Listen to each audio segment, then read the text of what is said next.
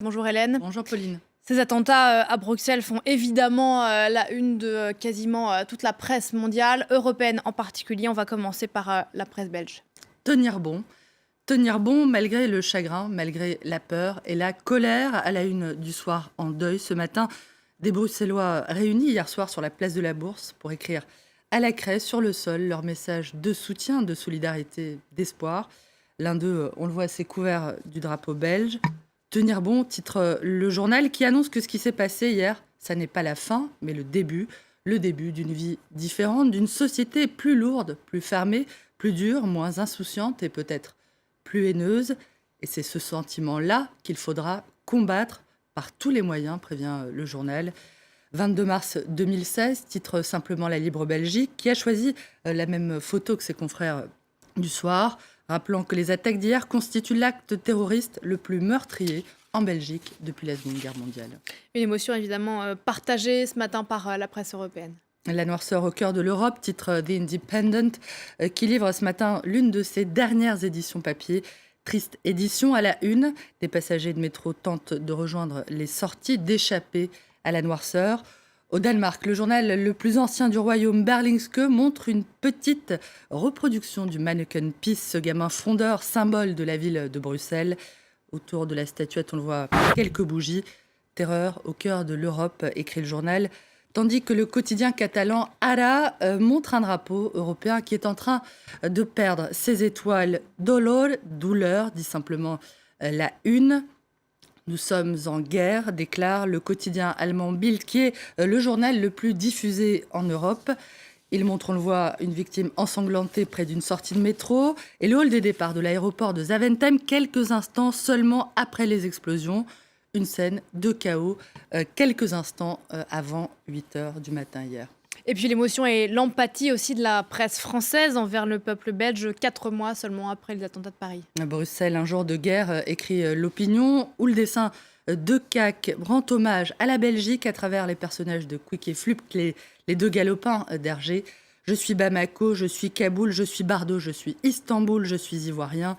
Bruxelles-Paris, même tragédie, même combat. Bruxelles-Paris, même abjection, même trauma, lance le journal.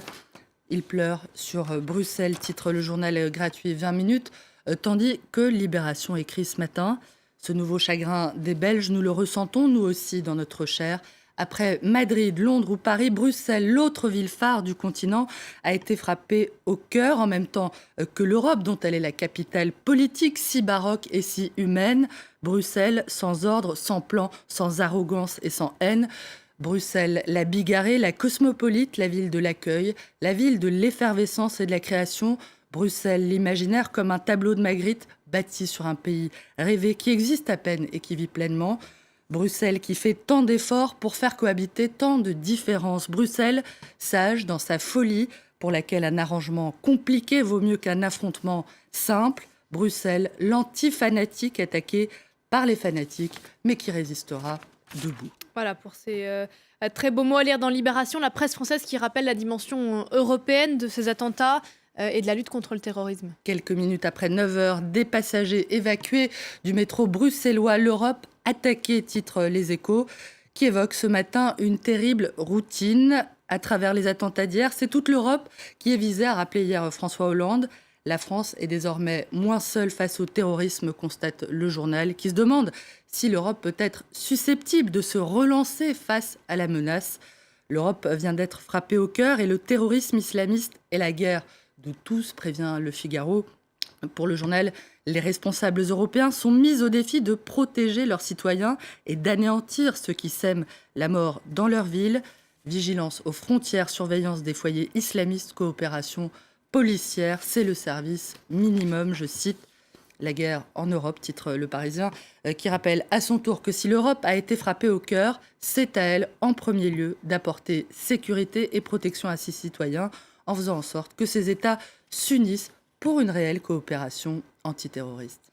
Et puis là encore, comme après les attentats de Paris, il y a eu beaucoup d'hommages de dessinateurs. Beaucoup d'hommages et beaucoup de choses. On a choisi 3 dessins trouvés sur les réseaux sociaux. Tintin et Milou, vu par le dessinateur Witch en larmes. Le reporter d'Hergé qu'on retrouve en compagnie du Gaulois Obélix, dans le dessin de Mina et le dessin de Plantu pour le journal Le Monde. 13 novembre, 22 mars, une tristesse partagée. Voilà pour ce dessin qui a été beaucoup repris sur les réseaux sociaux. Merci beaucoup, Hélène.